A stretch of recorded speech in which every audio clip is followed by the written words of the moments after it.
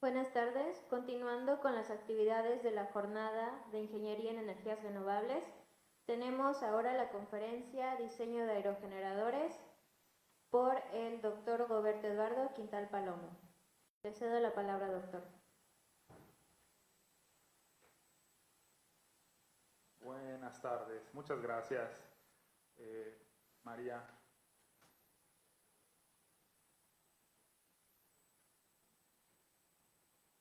Muy bien. Bueno, pues aquí en lo que vendría siendo mi primera filmina, o más bien la portada, me gustaría que prestaran atención a este bonito mural.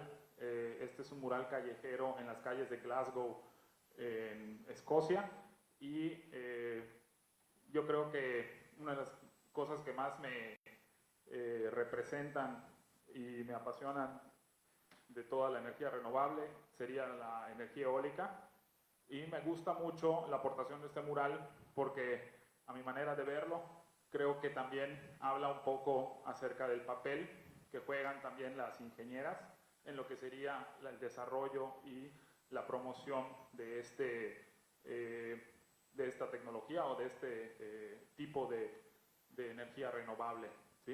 Entonces, si pueden darse cuenta, las hojitas de esa flor en realidad serían como turbinas que se van esparciendo, ¿no? Muy bien. La presentación de hoy es un... Puedo hablar de ello más de definitivamente 45 minutos. Ustedes saben, tengo aquí la materia en licenciatura y en maestría, pero voy a tratar de ser lo más breve posible y de ir a ciertos puntos clave, ¿no? Entonces, vamos a ver el día de hoy antecedentes, un poquito lo que sería una investigación histórica que yo hice, desarrollos contemporáneos y las áreas de oportunidad. Como sabemos, el trabajo de todos nosotros como ingenieros, bueno, de ustedes a futuro, va a ser justamente resolver problemas, ¿sí? Entonces, más allá de llamarle problemas, decidí ponerle en este caso áreas de oportunidad. Y bueno, al final pues algunas conclusiones, y yo creo que la parte más importante de estas pláticas va a ser la parte justamente de preguntas y respuestas. Aquí en la imagen, nada más para que noten, uno de los desarrollos, digamos, más actuales, que son justamente las granjas eólicas mar adentro, ¿sí? Offshore, en lo que vendría siendo el Mar del Norte. Normalmente las colocan en sitios en donde el potencial eólico es más alto y por ende también pues son sitios bastante turbulentos, o más bien, más que turbulentos, de condiciones atmosféricas complicadas. Bueno, muy bien. Aquí tenemos algunas imágenes de lo que serían los principios de la energía eólica, que probablemente ya conocen algunas de ellas. Quisiera que observen sobre todo, por ejemplo, esta es una fotografía tomada en 1977 de unas turbinas que fueron construidas aproximadamente en el 700, ¿sí? En el año 700. Esas turbinas pertenecen a las del tipo Savonius, ¿sí? Que vamos a ver más adelante, y tienen el principio de funcionamiento más básico, que es el viento empuja por arrastre lo que serían unas palas o unas velas, y ese movimiento es el que utilizan para generar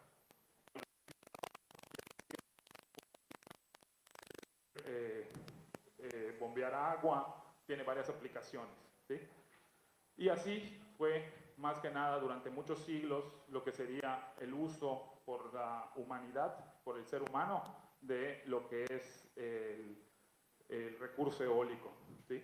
Ahí pueden ver también algunos de los que todavía, de hecho todavía están disponibles y se pueden observar en diferentes islas del mar griego, que son estos molinos mediterráneos, y sus, por decirlo así, hijos o nietos, que serían los molinos ya en la parte norte, en Holanda y el norte de Europa, ¿vale? Pero si se dan cuenta, fueron muchísimos años en los que estuvimos utilizando prácticamente de la misma manera, por arrastre, y sin relativamente muchos cambios, o sea, hay pocos cambios en la manera en la que utilizábamos este recurso, ¿sí? Muy bien, como les comentaba hace un rato, algo súper importante que ya creo que muchos de ustedes conocen, y si no, pues igual para que lo empiecen a conocer. Estos son los primeros molinos de viento que estábamos utilizando, les decía de tipo Savonius, ¿sí? Y lo que más pudimos avanzar durante muchísimos siglos fue este, que es el más parecido al molino mediterráneo, ¿sí? Es el molino holandés, que ya funciona con un principio de velas. Como sabemos, los holandeses eran buenos navegantes, tenían con mucho conocimiento en lo que sería el diseño de barcos y por ende utilizaban sus conocimientos de velas para aplicar a lo que es el molino, ¿sí? Y pues durante siglos no hubo muchos cambios en esta área hasta que, como vamos a ver ahorita, empezó el desarrollo de la aeronáutica y empezamos a entender un poquito más de cómo es que funcionaba todo el fenómeno aerodinámico, ¿vale? Vamos a estar hablando de esta gráfica también más adelante, no se preocupen, pero quiero que sí se vayan dando cuenta que un poquito va siguiendo la línea del tiempo en lo que sería también la eficiencia posible obtenida. O sea, quiere decir, las turbinas o los aerogeneradores más eficientes que tenemos al día de hoy apenas si pueden extraer entre el 42, 48, el más alto creo que hasta ahorita ha sido como un 52% de la energía cinética que trae el viento, ¿vale? Y les decía que realmente todo este desarrollo está ligado a la aeronáutica, ¿sí? Estamos muy unidos al desarrollo aeronáutico.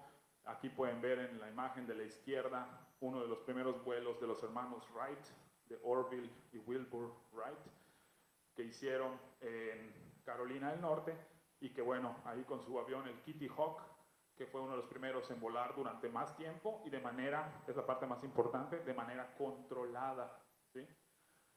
Y algunos años después, como saben, definitivamente no había internet y obviamente llegaron a conclusiones similares, pero no exactamente iguales.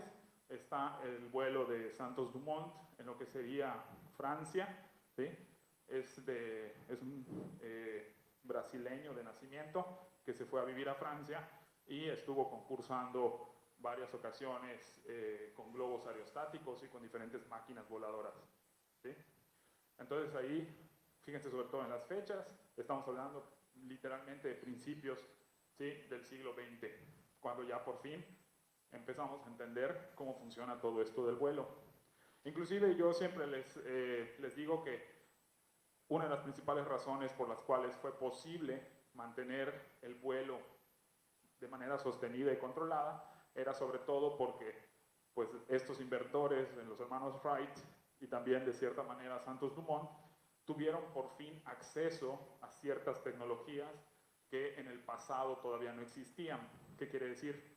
Leonardo da Vinci tenía dibujos y había también hecho algunos intentos de máquinas voladoras, pero no dieron fruto, no fueron útiles, debido a que él no tenía el acceso a lo que sería, por ejemplo, el motor de combustión que utilizaron tanto los hermanos Wright, ¿sí?, como los otros intentos. Inclusive por ahí hay también intentos en Nueva Zelanda, en otros lugares que hicieron vuelos relativamente largos, ¿sí?, y de manera sostenida, no todos ellos muy bien controlados, pero sobre todo ya empezaban a darse cuenta de la influencia de lo que sería la aerodinámica, ¿sí?, en todo su aeroplano. De hecho, pues los hermanos Wright igual habían ya hecho intentos previos. Uno de los intentos también famosos en Alemania, Otto von Lilienthal, él había hecho vuelos de 250 metros con planeadores sin motor. Uno de sus principales problemas, pues obviamente una vez más, el mantener el control de la aeronave. Tristemente termina estrellándose en su último vuelo y es lo que le causa la muerte, ¿no? Pero bueno, sus documentos que él deja escritos fueron a palabras de los hermanos Wright lo que inspiró para que ellos pudieran continuar con esa investigación. Quiere decir, el hecho de que él haya documentado todos sus diseños y lo que sería también sus descubrimientos de aerodinámica fue lo que permitió también a los hermanos Wright el poder continuar con esta labor. ¿Ok? Poquito después, estamos hablando algunas décadas después, empieza ya el desarrollo, digamos, de manera un poco más metódica, científica, de lo que serían los álabes, ¿sí? En este caso pueden ver ahí el túnel de viento de densidad variable, Variable Density Wind Tunnel, de lo que sería el Comité de Asesoría, el Comité Nacional de Asesoría en Aeronáutica, el predecesor de la NASA, ¿sí? Recuérdense que la NASA pues es una administración, es una dependencia del gobierno de Estados Unidos, en este caso solo era un comité, pero bueno, ya empezaban a tener el presupuesto para realizar este tipo de investigación y sus resultados de sus investigaciones los seguimos utilizando al día de hoy. Si alguna vez han visto, por ejemplo, la página de Airfoil Tools y algunas otras que tenemos disponibles en el internet hoy en día, se van a dar cuenta que sus datos son los mismos que se obtuvieron desde de esos primeros experimentos de túnel de viento de densidad variable, ¿no? En 1929. Claro que en aquel entonces, cuando descubrían los datos de los coeficientes de sustentación, de arrastre, etcétera, eran datos sumamente importantes, clave, que no se publicaban porque normalmente pues, eran utilizados en aeronaves militares, ¿vale? Bueno, ahí pueden entonces ver más o menos a qué me refería con el túnel de viento de densidad variable. Una de las primeras cosas que se dieron cuenta cuando andaban diseñando aeronaves es que los modelos a escala no se comportaban igual que lo que se comportaba ya la aeronave de escala real. O sea, quiere decir, un modelo en centímetros no se comportaba igual que la nave en metros. Y entonces se dieron cuenta que ya habían ciertas indicaciones, ¿sí?, en el desarrollo de la ciencia de los fluidos, que les decía el por qué no se comportaban igual. En este caso estamos hablando del número de Reynolds, que pueden ver la fórmula aquí abajo, el cual entre sus variables podemos ver que está la densidad. Entonces, si ustedes quieren un número de Reynolds alto, como es lo deseable cuando están trabajando con aeronaves de escala normal, de escala grande, necesitan elevar alguno de los parámetros que está aquí arriba. Entonces, pues obviamente como el túnel de viento está limitado en cuanto al espacio, ¿sí?, no pueden tener tampoco una turbina muy muy grande para generar viento laminar, ¿sí? Entonces, lo que preferían elevar era justamente la densidad. Entonces, aquí adentro de este tanque presurizado, metían aire a presión para poder elevar la densidad del aire y con ello obtener números de Reynolds más altos. El diseño de todo este dispositivo lo realizó el ingeniero Max Monk. Él es uno de los alumnos del profesor, seguramente lo han escuchado, Ludwig Prandtl. El número de Prandtl es el inventor del número de Prandtl o el descubridor del número de Prandtl. Y ellos estudiaron, o bueno, él estudió en la Universidad de Göttingen con el profesor Prandtl. Y bueno, mayor parte de su vida él vivió ya trabajando para la NACA en Estados Unidos, que es la predecesora de la NASA, ¿no? Todavía está disponible, el tanque todavía se puede visitar en lo que sería el museo de Langley en Virginia, el museo de la NASA en Langley, ¿vale? Muy bien, entonces estamos hablando de 1929, viene la guerra, vienen muchos desarrollos aeronáuticos. Con esas investigaciones que se realizaron en el túnel de viento de densidad variable, se diseñaron muchos de los aviones famosos de la Segunda Guerra Mundial, como por ejemplo el Mustang P-39 y algunos otros bombarderos, ¿sí? ¿Qué es lo que termina sucediendo?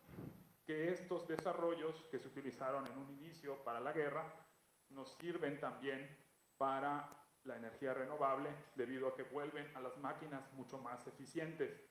Por ejemplo, una de las razones por las cuales el P-39 siguió en operación inclusive hasta principios de la década de los 80 era justamente porque era un avión de propela muy rápido, y la razón por la cual fue rápido es porque estaba diseñado aerodinámicamente bien, ¿sí? Entonces, estos conocimientos pues de diseño para la eficiencia aerodinámica, también nos resultan útiles cuando estén ustedes diseñando nuevos aerogeneradores, ¿no? Aquí, por ejemplo, pueden ver en la imagen de la derecha un generador de tipo Darrius H. Ojo, no todos los Darrius son de tipo H, y se dice de tipo H por la forma que tiene al final, ¿no? Y estos aerogeneradores que están ahorita, por decirlo así, en su etapa pues de diseño, ¿no? O sea, quiere decir, todavía no tenemos prototipos de tamaño de megawatts. Se cree que van a ser una muy buena adición a lo que sería la mezcla, ¿sí?, de diseños que tenemos hoy en día en los parques eólicos, inclusive los que son de mar adentro. Y otro de los avances, uno de los más modernos, podemos ver en la imagen de la izquierda, es también de CFD, que es dinámica de fluidos computacionales, ¿sí? Es prácticamente la herramienta que todo el mundo utiliza para el diseño de aerogeneradores, y en este caso pueden ver 3 diferentes tipos de mallado, ¿sí? Entonces, para realizar este cálculo de dinámica de fluidos computacional, vamos a necesitar dividir el fluido en pequeñas celdas, y más bien pequeños volúmenes, ¿sí? Estas celdas encierran volumen, y entonces a partir de estos volúmenes finitos podemos entonces calcular cómo se desplaza el fluido, ¿sí?, a través o alrededor de los diferentes sólidos, las diferentes formas aerodinámicas, ¿okay? Entonces, para poder obtener resultados un poco más precisos, por ejemplo, aquí pueden ver que utilizan una celda tipo panal, como un panal de abejas, ¿sí? Ya después, en la interfaz entre ese tipo de celdas y las celdas que son un poco más burdas, que son las de tipo cúbico, ¿sí?, como cubitos, tenemos entonces ahí los poliedros, ¿sí? Entonces, diferentes tipos de celdas o diferentes tipos de volúmenes nos dan una precisión diferente, mayor y menor, pero también nos ayudan a la velocidad del cálculo. Todo esto, obviamente, ha sido impulsado en los últimos años gracias a la potencia de cálculo que ya prácticamente tenemos en todas las computadoras, ¿ok? O sea, antes era casi imposible pensar, voy a utilizar CFD para calcular otra cosa que no fuera, no había la potencia de cálculo disponible, ¿ok? Y eso nos hace regresar un poquito a lo que es el PSR, es un parámetro sumamente importante que, si todavía no lo conocen, los presento, sumamente útil en el resto de su carrera, y son mucho más si se quieren dedicar a todo este tema de los aerogeneradores o la energía eólica, ¿sí? Es una razón o una proporción, ¿ok? Y nos relaciona, o sea, ¿qué es lo que relaciona esta razón o proporción? La velocidad de la punta del aspa, ¿sí?, con la velocidad del viento. Entonces, obviamente, a diferentes velocidades de viento, la punta del aspa va a estar girando a diferentes velocidades. Pero, algo que tienen que tomar en cuenta es que para cada uno de estos aerogeneradores, y cualquier aerogenerador que ustedes tengan, hay una velocidad de giro óptima, ¿ok? Entonces, lo que estamos siempre intentando como ingenieros es que todos estos intercambios o transformaciones de energía sucedan de la manera más eficiente posible. Entonces, para ello estamos buscando, así como en energía fotovoltaica están buscando el punto de operación de la curva IV, en este caso están buscando el punto de operación óptimo de lambda, o sea, la razón de punto de aspa, ¿ok? Hay una TSR óptima para cada Inclusive lo pueden ver ahí, por ejemplo, los que tienen dos aspas solamente, biaspa, tienen una TSR óptima en un rango diferente, alrededor de 10. Una que tiene una sola aspa o monoaspa, una TSR óptima en un rango de 15, ¿ok? Normalmente, y es igual, lo van a ver, de hecho lo veíamos en la figura anterior, este de aquí les dice que el TSR óptimo está alrededor de 3, ¿ok? 3.14, por ejemplo, ¿no? Entonces, para cada diseño, una TSR óptima. Y de hecho sí coincide un poco con lo que tenemos aquí, ¿no? 3.14, ok, está un poco atrasado en lo que sería la curva aquí representativa, pero esto es una generalización de todos los rotores de tipo Darius, ¿ok? Bueno, vamos a cambiar un poquito ahora a los desarrollos contemporáneos. Ya vimos de dónde viene. Viene de, pues, de esos antiguos molinos de viento persas y afganos, ¿sí? Inclusive también en China habían desarrollos también de aerogeneradores, pues ahora sí que históricos, pero ya hoy en día lo que sabemos como humanidad acerca de la aerodinámica y las diferentes variables de las aspas, ¿sí?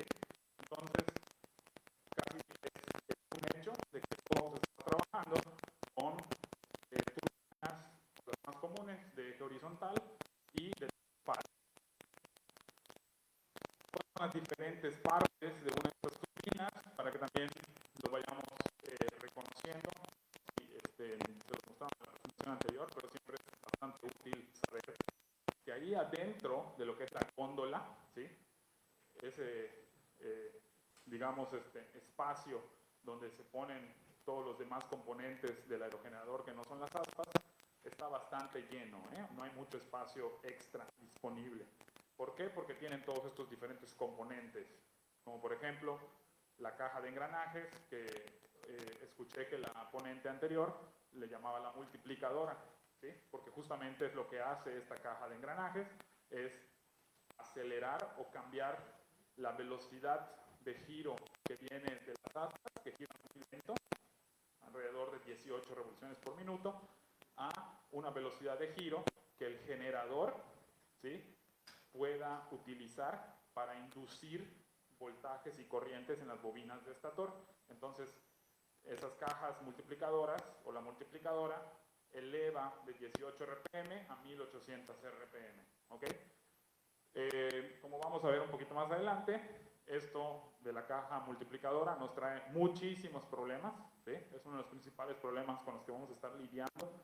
Inclusive el mismo Envision ya tuvo que cambiar, creo que 2 aquí en Yucatán. Estamos hablando de que no han pasado, creo que ni 3 años de instalación de los parques. Entonces es un problema realmente grave, ¿no?, a nivel mundial. Luego tenemos también lo que sería el rodamiento principal, ¿sí?, que coloquialmente o se les suele llamar chumacera, ¿sí?, porque es lo que donde se asienta la flecha, ¿no? Y la flecha principal, que en este caso todo esto está girando, ¿sí?, junto con las aspas. Entonces, como les decía, no hay mucho espacio y hay que tener mucho cuidado cuando se está trabajando ahí adentro, sobre todo de no quedar atrapados en algún momento por el giro de estos componentes, porque estamos hablando de muchísimo torque o fuerza que definitivamente los va a aventar, ¿no? Y los otros componentes también importantes, bueno, uno que no sale aquí, pero vamos a ver más adelante, es el actuador o el motor de ángulo de ataque o pitch control, el de ángulo de guiñada, que es el que pone a toda la turbina enfrente o la quita de estar enfrente del aire, ¿ok? El ángulo de guiñada. Y bueno, estos son solo algunos de los componentes, ¿no? Ah, bueno, y también esta cajita que se ve aquí es un gabinete verde. Eso va a ser el convertidor de electrónica de potencia. Los costos. Hablemos un poquito acerca de los costos. Aquí pueden ver que ejemplo, de todo un aerogenerador, que ahorita está entre 40 y 45 millones de pesos, ¿sí? El 25% van a ser aspas, por eso es un tema bastante importante, lo mencionó también la ponente anterior. Hay que ver, pues obviamente que no necesiten reemplazos, porque es un costo bastante alto el reemplazar aspas. Y qué se hace con las aspas una vez que termina el tiempo de vida, ¿no?, del aerogenerador. Sigue siendo un tema abierto.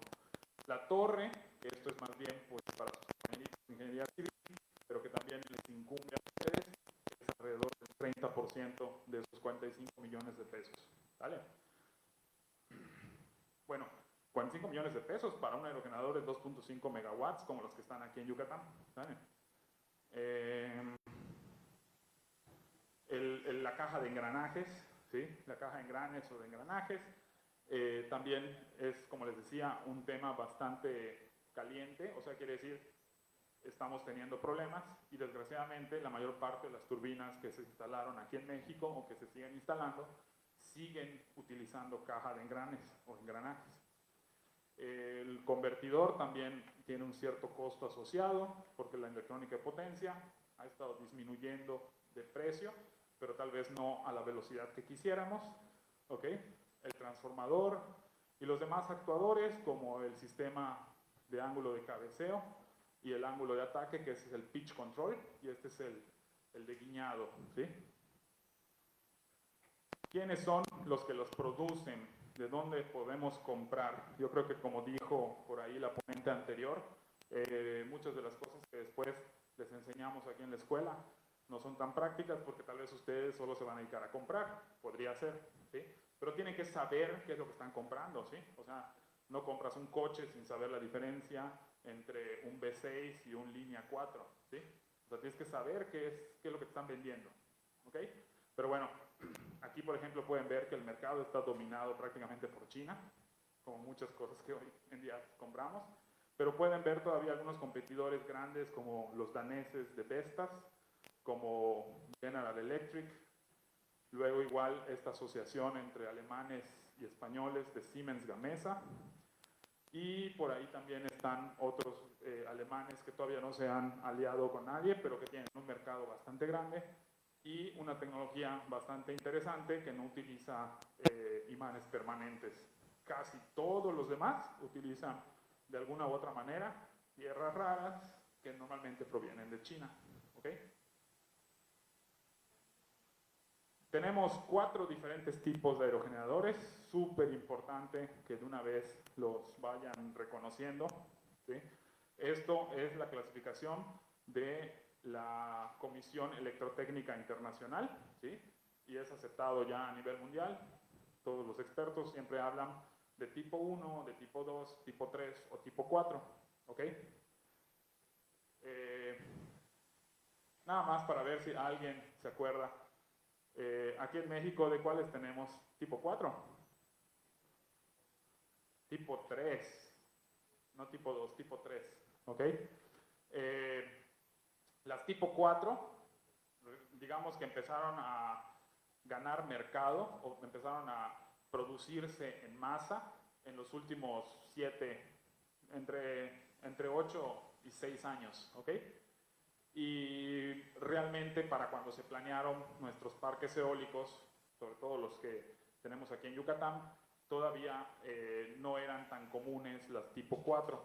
Digo, ya se conocían, ya habían algunas en Europa, pero digamos que su costo probablemente era mayor a los 45 millones de pesos que les mencioné ahorita, ¿no? Vamos a ver ahorita un poquito sus ventajas y desventajas. Lo primero que ya pueden notar es que las tipo 4 son mucho menos complejas y otra cosa sumamente importante, ya no necesito caja de engranajes, ¿sí? Las tipo 1, la máquina eléctrica, pues es un motor de inducción de jaula de ardilla, una máquina de inducción de jaula de ardilla, ¿sí? Como las que ven en máquinas eléctricas, ¿no? Trifásica. Sí, nada más tiene barras de cobre o de aluminio en el rotor y no está conectado a absolutamente nada. Luego tienen el rotor de vanado, que son las tipo 2, Y ojo con esta parte de aquí, porque aquí sí les dice si la velocidad es fija o es semifija. De hecho, ahí pueden ver que hay los 4 diferentes tipos de velocidades. Las más antiguas, que son previos a los 70s, ¿sí?, instaladas prácticamente solo en Dinamarca, eran de velocidad fija.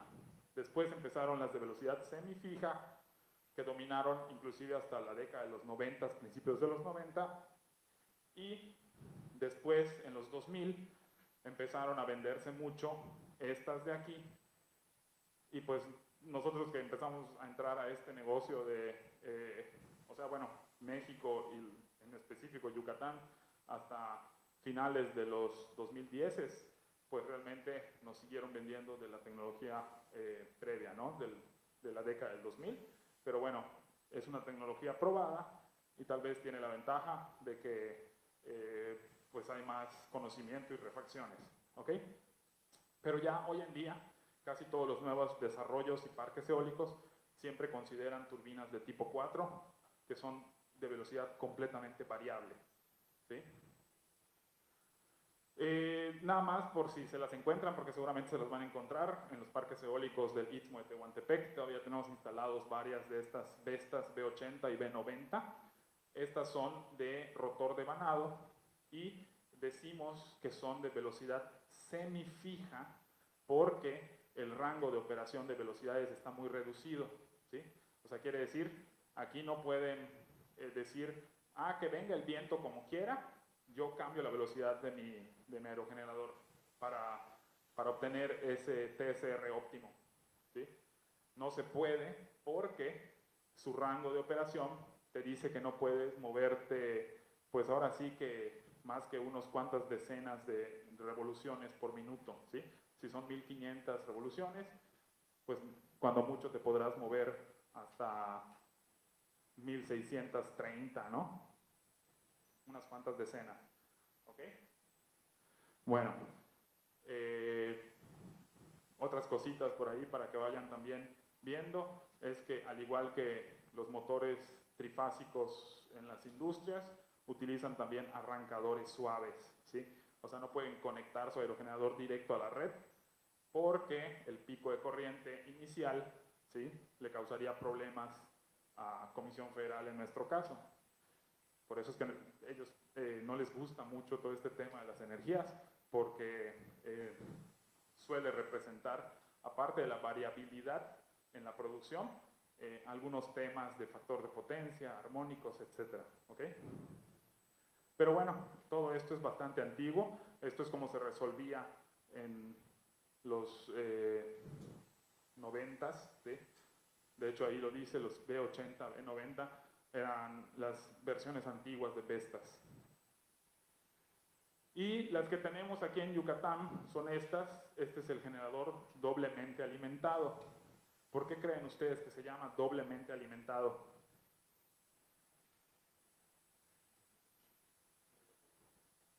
Porque tiene las dos conexiones, ¿no? Tiene esta conexión que viene directo de la red eléctrica hacia el estator y tiene esta otra conexión que pasa a través de anillos deslizantes a lo que es el rotor. Entonces, por ambos lados, son obviamente trifásicos, son cables trifásicos, por ambos lados tú puedes pasar potencia. Normalmente la pasas hacia la red. ¿Por qué? Porque este produce la energía y se la inyecta a la red, y este también tiene la capacidad de producir energía e inyectarlo a la red. La principal ventaja por lo cual se vendieron o se venden todavía muchos de estos aerogeneradores es que la electrónica de potencia, el convertidor, solo necesita el 30% de la capacidad de todo el aerogenerador. ¿Qué quiere decir? Que si este es como los que tienen ahí en Progreso, en Silam de Bravo o en Tizimín, de 2.5 megawatts, ¿cuál es el 30% de 2.5 megawatts?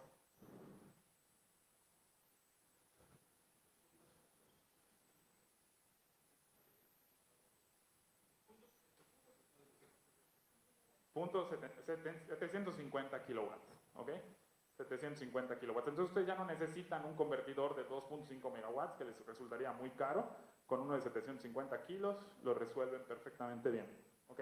Esa es la diferencia y por lo cual son un poco más baratas. Pero tienen el problema tanto de esto, que le llaman pata de cabra o crowbar en inglés, como este de aquí, que cuando ustedes tengan un problema de cortocircuito en cualquier punto de la red eléctrica, por eso no le gusta comisión estas cosas, suelen consumir potencia reactiva, ¿sí? O sea, si el cortocircuito induce o bueno, jala corriente muy alta a través del estator, esas corrientes van a inducir en el rotor y para que no se dañe el convertidor tiene que entrar esta resistencia de limitación de corriente, que es la principal razón por la cual empiezan estas turbinas a consumir potencia reactiva, ¿ok? De todas maneras, por lo general, el control permite que ustedes inyecten a través de este convertidor, que es el convertidor de salida a red, potencia reactiva al sistema, y además normalmente todo esto llevan compensadores, ¿ok? Voy a ir un poquito más rápido porque creo que ya me estoy pasando de tiempo. Estos son los dos tipos diferentes de control que tienen de las aspas. Más que verlo aquí en la gráfica, creo que es más fácil verlo en estas dos fotografías. Este que se ve a la izquierda, vean sobre todo el perfil de esta aspa. Este es un generador Suzlon, de los que se fabrican en la India, y obviamente su torre tiene esta forma porque es un poco más barato.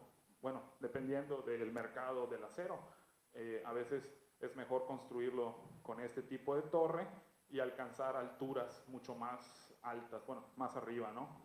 El chiste está en que el ángulo de estas aspas se le llama pérdida de sustentación o stall, ¿sí? Control por pérdida de sustentación, y este que está a la derecha es como el que está aquí en Yucatán y en muchos parques eólicos, que es el pitch control, ¿ok? ¿Para qué nos sirve eso? Nos sirve para limitar, ¿sí?, la potencia mecánica que le vamos a meter a todo el sistema. Entonces van a ir cambiando el ángulo, en este caso de 0 a 4, a 8, a 12 grados de ángulo de ataque, y con eso se mantienen en lo que sería la potencia nominal de generación. O sea, quiere decir, un generador de 2.5 megawatts podría en un huracán producir 5 megawatts, sí, pero primero destruiría todo el resto del sistema. Entonces, para que no suceda eso, necesitas tú controlar el ángulo de ataque y limitar así, o generar siempre en el máximo punto de generación. Nada más aquí para que vean, esta es la principal desventaja que tenemos con los generadores aquí en Yucatán, son de tipo doblemente alimentado, no pueden seguir ese máximo punto de potencia, el MPPT, de las curvas de una manera óptima, solamente dentro de un rango de velocidades, ¿ok? Entonces, que si, o sea, es malo, no es tan malo como el rotor de Vanado con resistencia variable. Definitivamente no es tampoco lo mejor, porque esto de aquí, ¿saben quién sí lo puede seguir? Esta línea negra.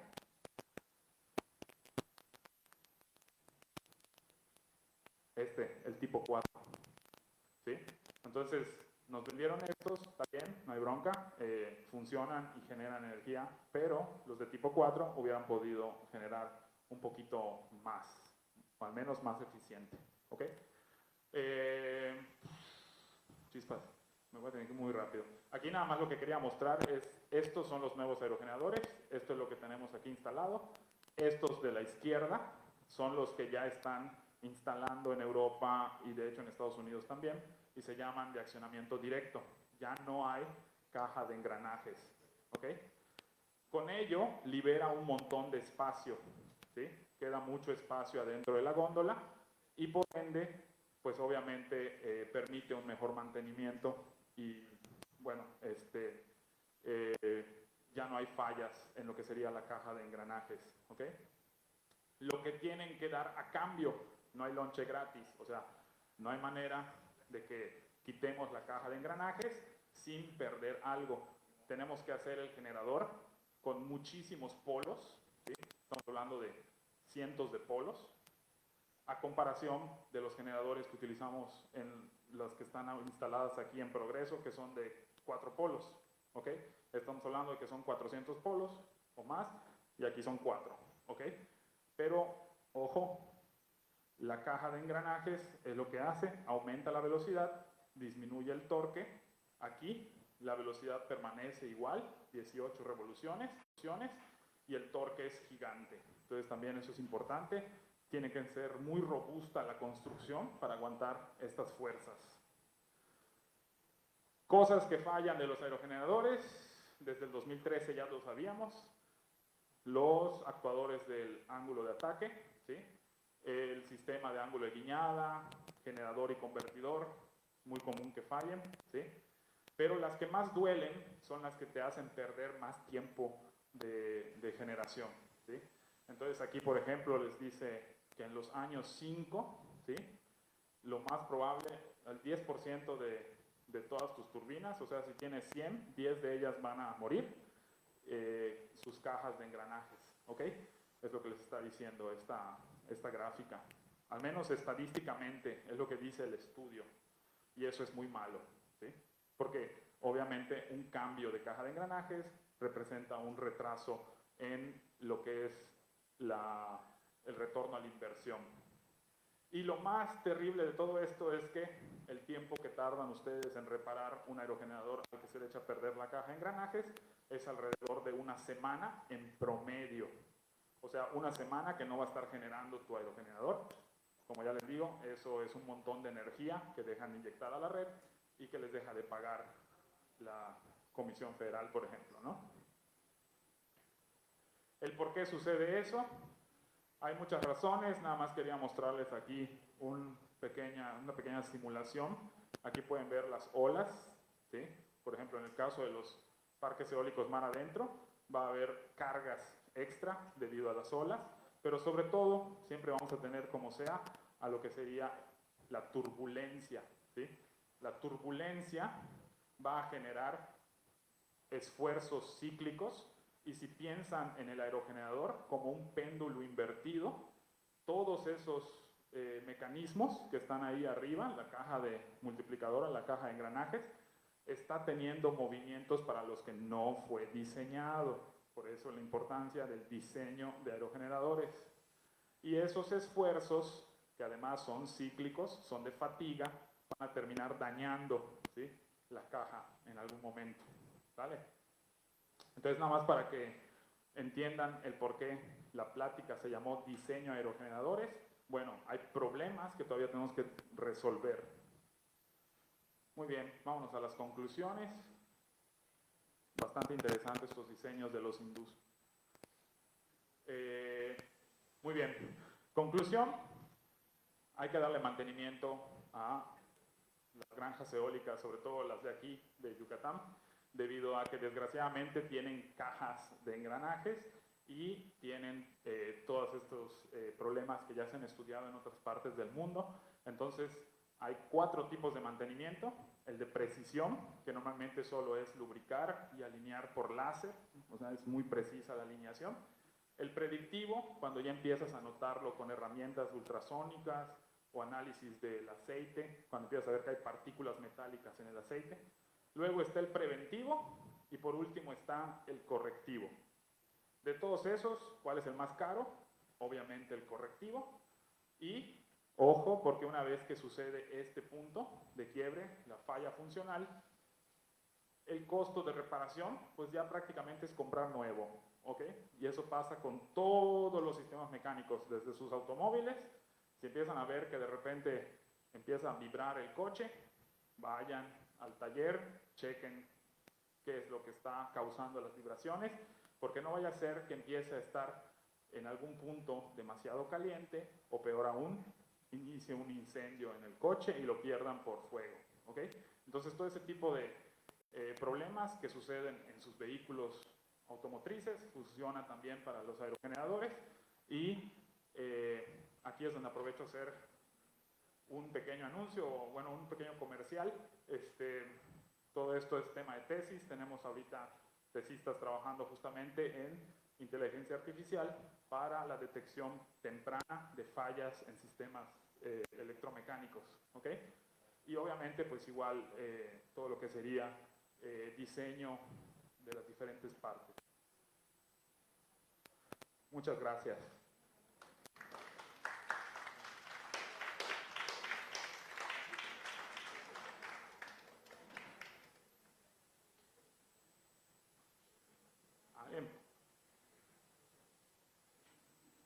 ¿Alguien tiene preguntas?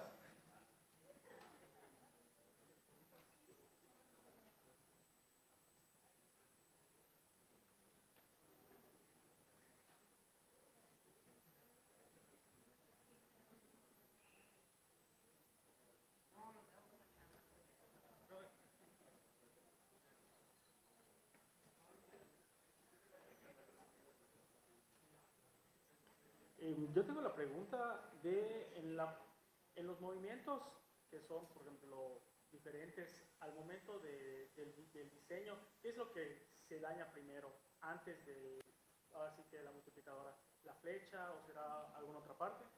Y perfecto. Muy buena pregunta.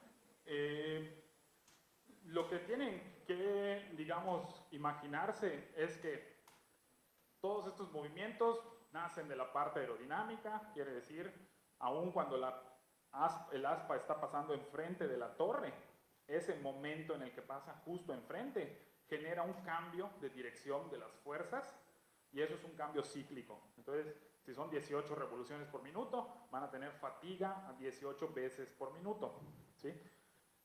Eso es una, pero eso involucra también, por ejemplo, turbulencia, involucra también, en el caso de las mar adentro, la frecuencia de las olas, todo eso le mete momentos de oscilación. Ahora, ¿qué es lo que se daña primero? Sí, ciertamente hay algunas cosas que se dañan antes que otras. Aquí, por ejemplo, les iba a mostrar, esta es la cantidad de daño. Son filminas que no se las había mostrado, solo si salían alguna pregunta al respecto. Les dice ahí que los rodamientos, ¿sí? Lo que serían, pues sí, los cojinetes o donde se asientan justamente las flechas, en el caso sobre todo de las flechas de salida de alta velocidad, la que se llama HS, que es de High Speed, esa va a ser la flecha o el rodamiento que se va a dañar más fácilmente, inclusive antes que el engranaje, ¿ok?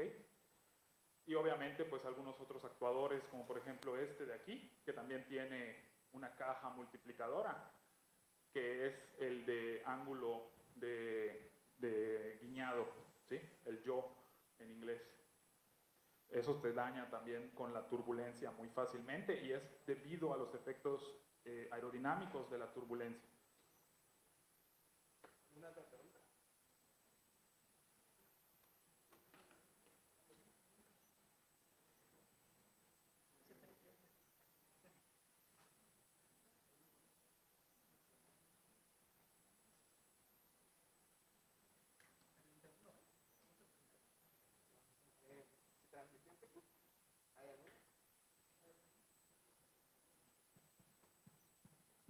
Creo que quedó muy claro, no se entendió.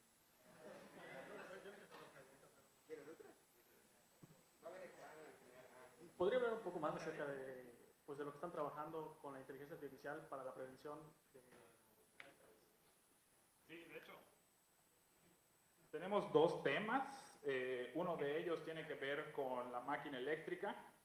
Ahorita solo lo hemos hecho con bombas de agua, ¿no? Pero en general las vibraciones que ocurren en la máquina eléctrica tienen naturaleza eléctrica y naturaleza mecánica. Quiere decir, si tú tienes un fallo en el rodamiento, pues obviamente va a estar un pico de vibración en una frecuencia múltiplo pues de la frecuencia del giro. O sea, por ejemplo, un motor de 1800 RPM síncrono, normalmente de inducción funciona a 1750 porque no puedes girar a la velocidad síncrona. Entonces, los múltiplos de esa frecuencia de giro van a estar en tu vibración, pero eso ya ni siquiera tienes que vigilarlo tú. La red neuronal que se entrena para detección de estas fallas sabe que un rodamiento fallido o por ejemplo, estas rajaduras, ¿sí?, en el rodamiento van a generar una vibración equivalente, ¿no?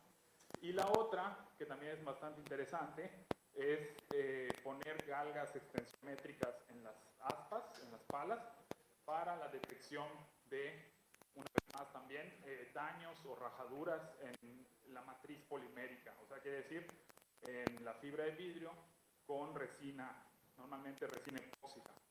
Pero bueno, ambas ya no tenemos nosotros que rompernos mucho la cabeza buscando la frecuencia o en dónde está la señal que nos detecte la falla. Simplemente le dices, estas 500 muestras o este millón de muestras son aspas o palas sanas, y este otro millón de muestras son aspas rotas o que tienen algún tipo de rajadura.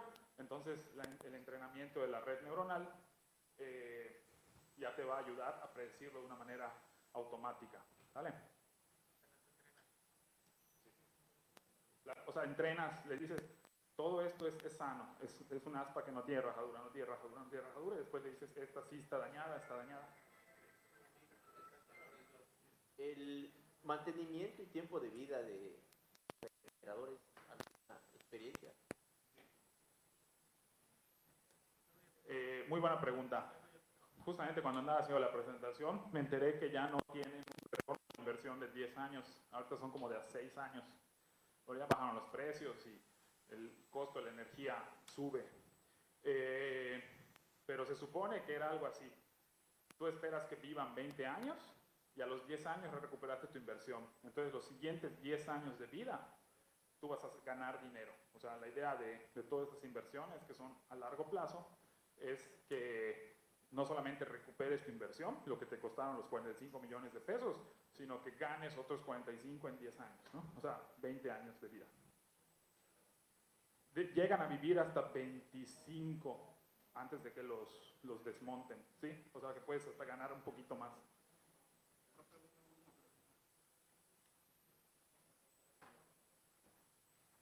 ¿Cómo en cuánto tiempo cree que tengamos las mismas tecnologías que en Europa, cuando los que tenemos aquí en México ya pasen a otra vida o en los próximos años?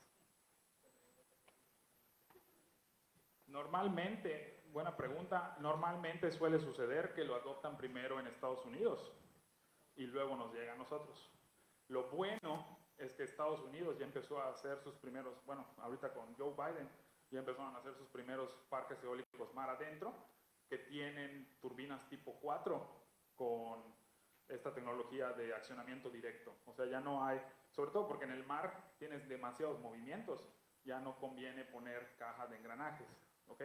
Entonces, pues si ya lo empezaron a hacer en Estados Unidos, ¿cuánto tarda en llegar los Estados Unidos de aquí? Poco, ¿no? Yo esperaría que no sean más de 5 años, tal vez 10.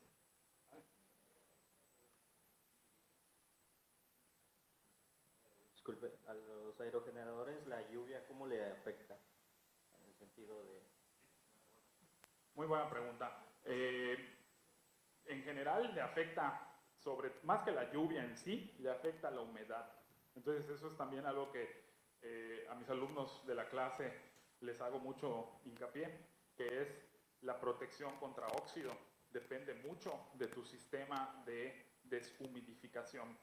O sea, los aerogeneradores mar adentro tienen aire acondicionado desde la torre, desde la base de la torre hasta arriba, no por el confort térmico del técnico de mantenimiento, sino para que se quite el salitre. O sea, si tú quieres mantener, inclusive ahí si tienen casa en la playa o lo que sea, lo pueden ver, para que no se deteriore algo en la playa, o le pones deshumidificador de esas, por absorción, esas bolitas blancas, o de plano pones tu aire acondicionado si tienes el dinero, ¿no? Y ya, ¿no? Ya no entra el salitre.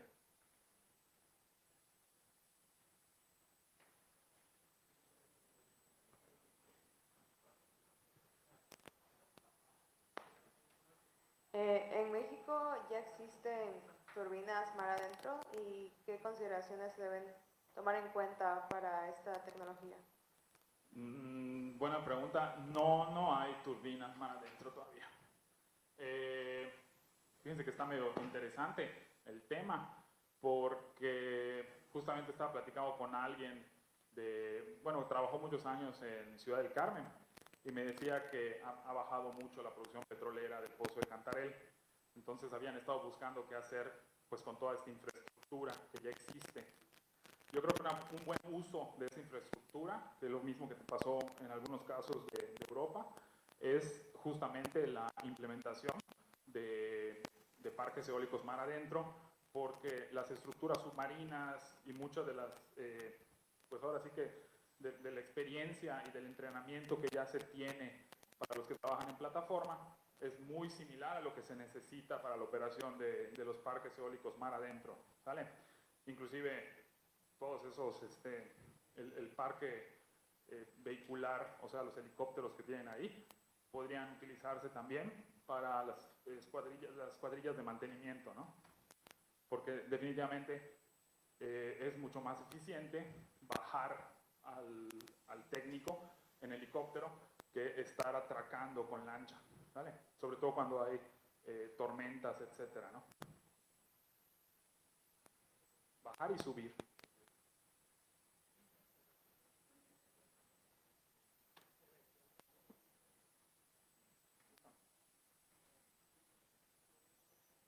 ¿Y alguna pregunta más?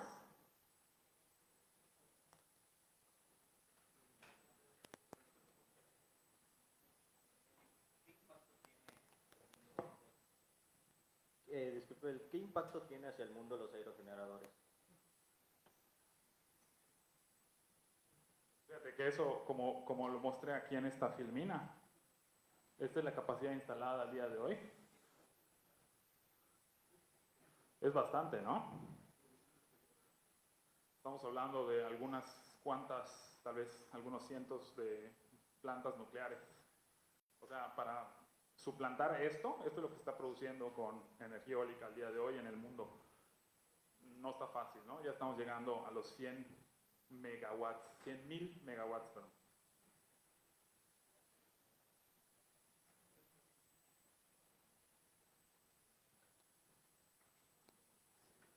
Además,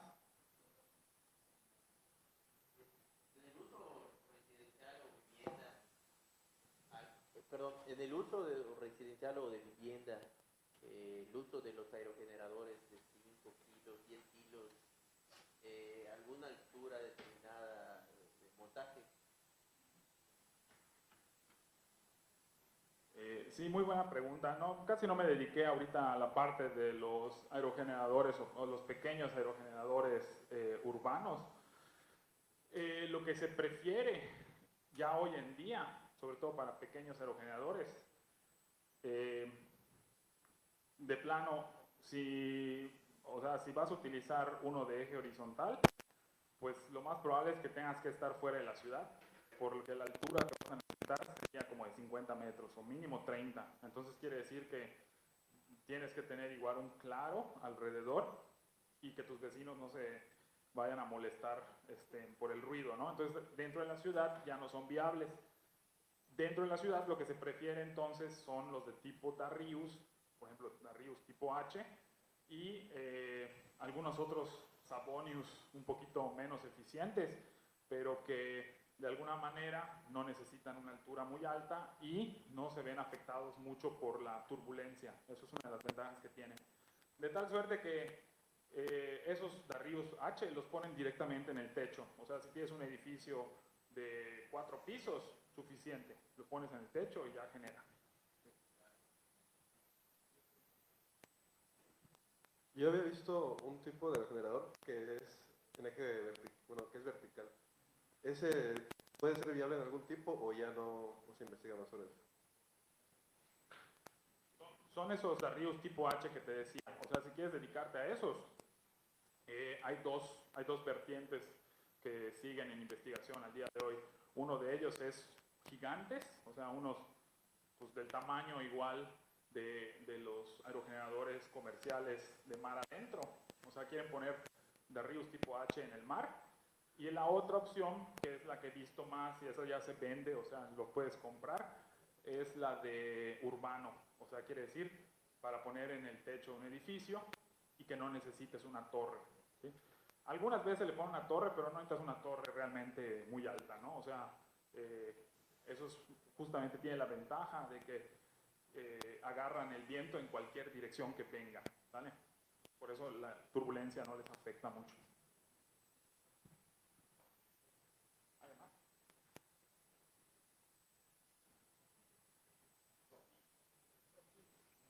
Pues creo que ya cerramos la parte de preguntas y respuestas. Ahora procederemos a entregar su constancia de participación al doctor Quintal. Dice, la Asociación Estudiantil de Energías Renovables otorga la presente constancia al doctor Roberto Eduardo Quintal Palomo por su valiosa participación como ponente con la presentación Diseño de aerogeneradores durante la Jornada de Ingeniería en Energías Renovables, 9 de octubre de 2023. Firma la bachiller María Guadalupe Ucop, presidente de la ENER, y el doctor José Ángel Méndez Gamboa, director de la Facultad de Ingeniería.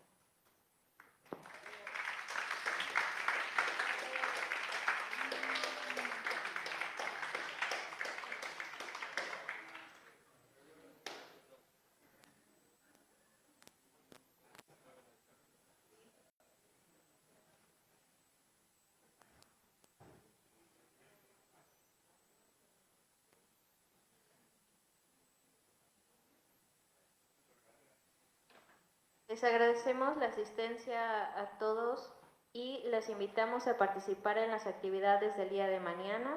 Tenemos la Feria del Empleo de 12 a 2 p.m. y también las actividades aquí en el Audiovisual 1 de 12 a 4 p.m. Muchas gracias.